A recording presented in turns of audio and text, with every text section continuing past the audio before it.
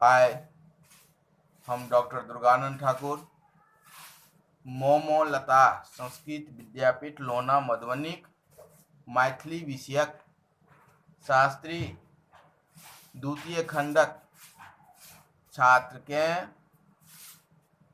एकांकी संग्रहक पिपासा शीर्षक एकांकी व्याख्या के विषय में उदाहरण स्वरूप एकटा समझायब।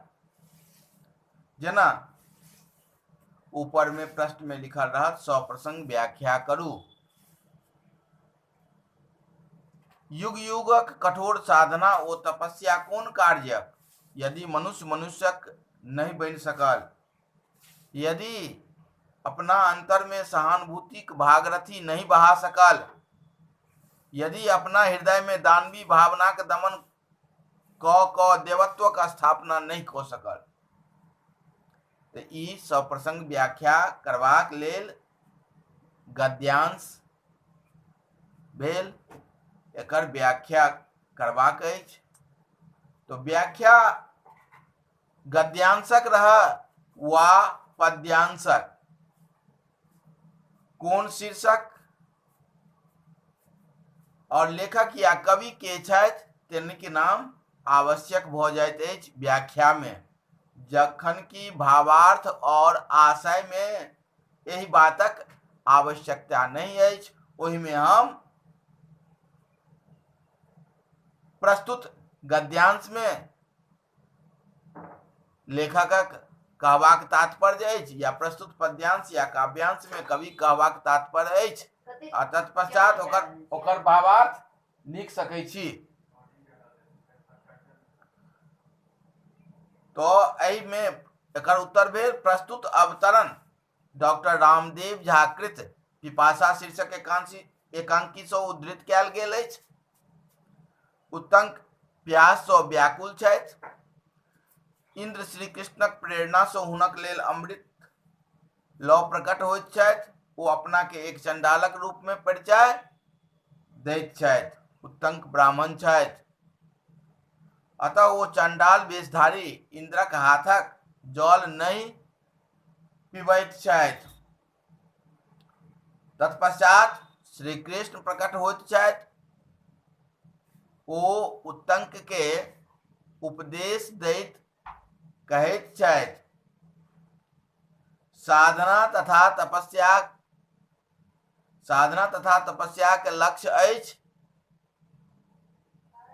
अंतरक दुर्वृत्ति, काम क्रोध लोभ मोह आदिक अंत करब।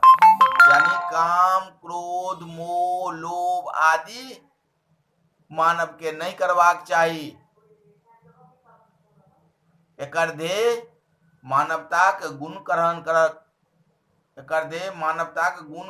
करब अछि,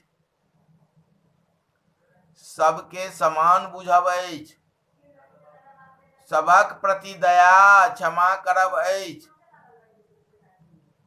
यह देवत्व थिक जकरा हृदय में समभाव अर्थात समान भाव छै, सबके एक नजर से देखैत छथि, ओ मनुष्य रूप में देवता थिका। जे दूसरा से घृणा करे, जे दूसरा के हे बुझे, ओ मनुष्य रूप में दानव थिक।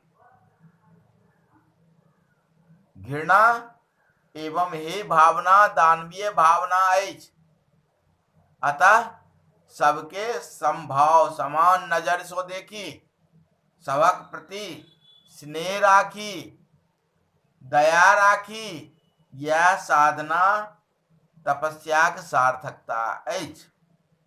एहि प्रकारे व्याख्या उक्त व्याख्याक उत्तर भेल। तैं अपने सबके जानकारी में देवा चाहे छी जे व्याख्या में शीर्षक और लेखक वा कवि के नाम आवश्यक भ जाइत अछि। मुदा भावार्थ आशय में अगर बुझल रह तो दऽ दियौ, चर्चा कऽ दियौ, अगर नहीं बुझल रह तो एकर आवश्यकता